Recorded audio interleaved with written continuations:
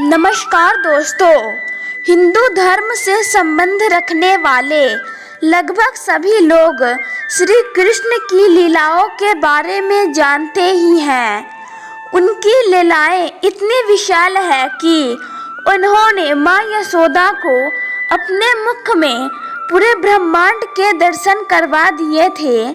हिंदू ग्रंथों में श्री कृष्ण से जुड़ी कई कहानियों का वर्णन किया गया है। द्वापर युग में होने वाले महाभारत युद्ध में भी कान्हा ने अहम भूमिका निभाई है। आज हम आपको श्री कृष्ण की तमाम प्रसिद्ध व मनमोहक लीलाओं में से ही एक लीला से अवगत कराने जा रहे हैं। हम बात करने जा रहे हैं कालिया नाग के वध से जुड़ी लीला के बारे में। चलिए विस्तार पूर्वक जानते हैं इससे संबंधित पौराणिक कथा। उससे पहले आप लोगों से एक विशेष आग्रह करती हूँ, चैनल पर नए हैं तो चैनल को सब्सक्राइब करके घंटी के बटन को ऑल पर सेट कर लें। महाभारत में श्री कृष्ण द्वारा कालिया नाग दमन की कथा आती है। श्री कृष्ण ने वृंदावन में बहुत सी बाल लीला की थी। श्री कृष्ण भगवान विष्णु के 8वें अवतार माने जाते हैं। उनमें से कालिया नाग का दमन कर श्री कृष्ण ने उसे पुनः रमणक द्वीप भेज दिया था। कालिया नाग कद्रु और कश्यप ऋषि का पुत्र और पनक जाति का नाग था। वह पहले रमणक द्वीप में रहता था, लेकिन गरुड़ राज से शत्रुता के कारण यमुना में रहने लगा। एक बार गरुड़ जी यमुना तट पर मछलियों का शिकार कर रहे थे। तभी सौभरी ऋषि वहां तपस्या कर रहे थे। उन्होंने गरुड़ जी को वैसा करने से रोका, लेकिन गरुड़ जी नहीं माने और एक बड़ी सी मछली को मारकर खा गए। उस मछली के कुटुंब ने सौभरी ऋषि से विनती की। ऋषि को उन पर दया आई और उन्होंने गरुड़ को शाप दिया कि अब यदि गरुड़ यहाँ आएगा तो मृत्यु को प्राप्त हो जाएगा। सौभरी ऋषि के इस शाप के बारे में कालिया नाग जानता था, इसलिए वह यहाँ आकर रहने लगा।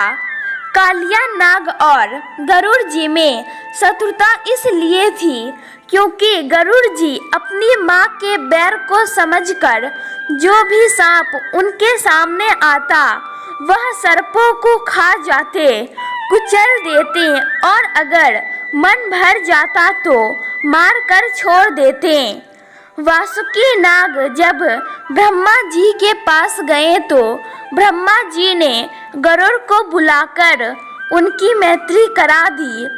गरुड़ हर अमावस्या को एक सर्प की बलि लिया करते थे, परंतु कद्रु का पुत्र कालिया उनको अपना भाग नहीं लेने देता था, जिससे क्रोधित होकर गरुड़ जी उसे मारने दौड़े। जब दोनों में युद्ध हुआ तो कालिया नाग गरुड़ जी के पंखों के प्रभाव को सह ना सका और यमुना जी में आकर छिप गया, जहाँ पर उसे गरुड़ जी का भय नहीं था, क्योंकि वहाँ पर आना गरुड़ जी के लिए वर्जित था। एक दिन श्री कृष्ण और बलराम जब ग्वाल बाल संग गाय चराने यमुना जी के तट पर पहुँचे तो देखते हैं कि कालिया नाग के विष से दूषित जल से वृंदावन के पशु पक्षी मूर्छित पड़े हैं। श्री कृष्ण जान गए कि यहाँ कालिया नाग रहता है, जिसके कारण गायों के प्राण चले गए और गोप निष्प्राण पड़े हैं। श्री कृष्ण ने सब पर कृपा दृष्टि डाली, जिससे सब में चेतना पुनः लौट आई। सबकी रक्षा हेतु श्री कृष्ण अपने मित्रों के साथ यमुना के किनारे गेंद से खेलने लगे।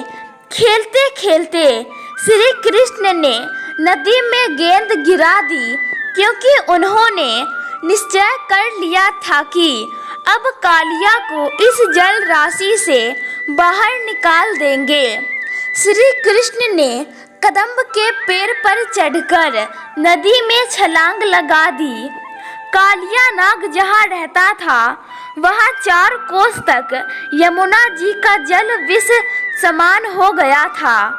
एक कदम्ब के पेड़ को छोड़ और कोई भी वृक्ष वहाँ उत्पन्न नहीं था, क्योंकि एक समय गरुड़ जी अमृत लेकर उस वृक्ष पर आकर बैठे थे और एक बूंद अमृत कदम्ब के वृक्ष पर गिर गया था, जिस कारण वह वृक्ष अमर हो गया था।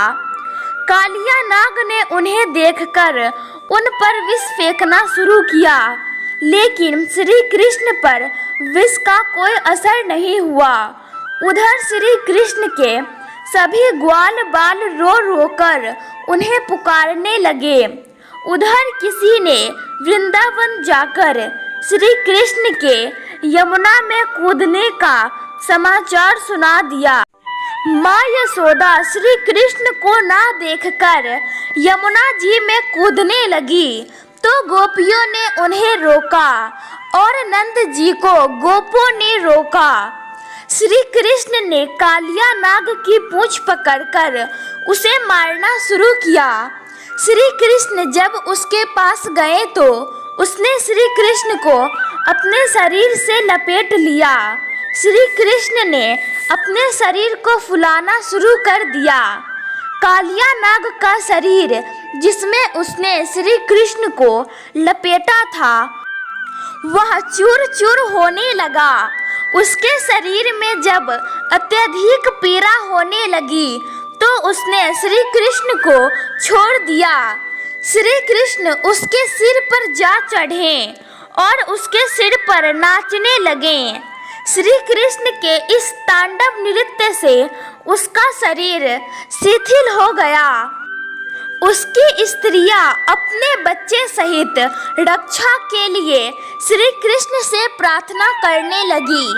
नाग कन्याओं की प्रार्थना पर श्री कृष्ण ने उसे छोड़ दिया और उससे अलग हटकर खड़े हो गए।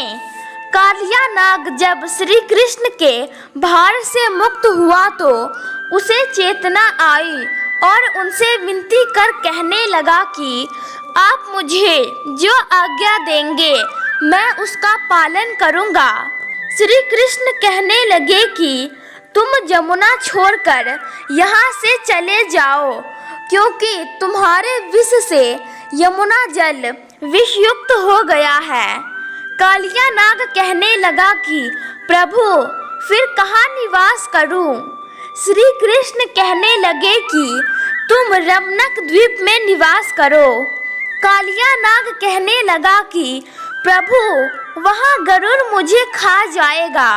श्री कृष्ण बोले कि तुम्हारे सिर पर अब मेरे पैरों के चिन्ह छोड़ दिए हैं, इसलिए गरुड़ अब तुम्हारे पास नहीं आएगा।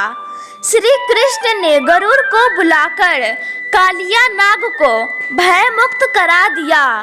जब यमुना के बाहर आए तो कालिया नाग के फन पर नाच रहे थे।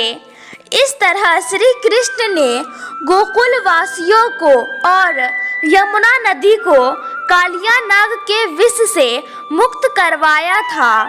श्री कृष्ण को देखकर सब में चेतना आ गई। माँ यशोदा उन्हें गोद में उठाकर चूमने लगी। नंद जी ने ब्राह्मणों को बुलाकर दान दक्षिणा दी। कहानी पसंद आई हो तो वीडियो को लाइक, शेयर और चैनल को सब्सक्राइब करके कमेंट बॉक्स में एक प्यारा सा कमेंट जरूर करें। धन्यवाद।